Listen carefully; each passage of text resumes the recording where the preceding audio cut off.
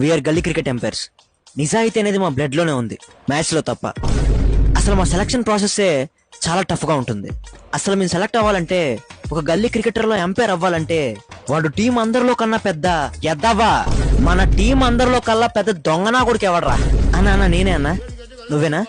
నువ్వెలా ఉండాలంటే, ఎదుటోళ్ళు ఎంత ట్రై చేసినా, టీం అంతా వచ్చి ఎంత ఏడ్చినా సరే నువ్వు మినిమం కూడా దొబ్బకూడదు, అలా ఉండాలి.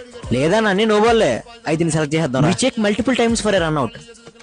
మాకు చిన్న డౌట్ వచ్చినా సరే లెగ్ ఎంపైర్ని అడుగుతాం, ఎందుకంటే రన్అట్స్ అనేవి చాలా ఇంపార్టెంట్.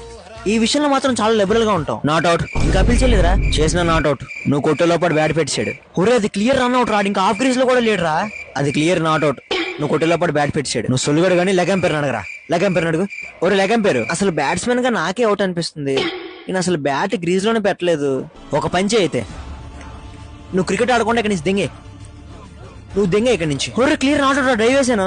మేము ఒక బాల్ ని పర్టికులర్ గా చూస్తే గానీ నో బాల్ చెప్పాం, ఎందుకంటే ఒక నో బాల్ అనేది ఒక బౌలింగ్ టీమ్ కి ఎంత ఇబ్బంది పెడుతుందో ఒక ఎంపైర్ గా మాకు తెలుసు. నో బాల్ గ్రీజ్ దాటలేదురా, గాడ్ చెప్పలేదు. నో బాల్ గాడ్ చెప్పాను రా, గ్రీజ్ నో. నో బాల్ ఆడక్కడ నెట్ పట్టుకున్నాడు, అయితే వెళ్ళి నో బాల్ నాకు వచ్చుకొస్తుంది. వైడా? వైడ్ లో మీన్ దమాయించేది ఏముంది? అక్కడ అందరికీ కళ్ళు ఉంటే క్లియర్ గా వైడ్ గ్రీజ్ ఉంటది కదా. ఇందులో కూడా మమ్మల్ని హిస్టేట్ చేస్తే ఎలాగా? Clear on the line wide అది.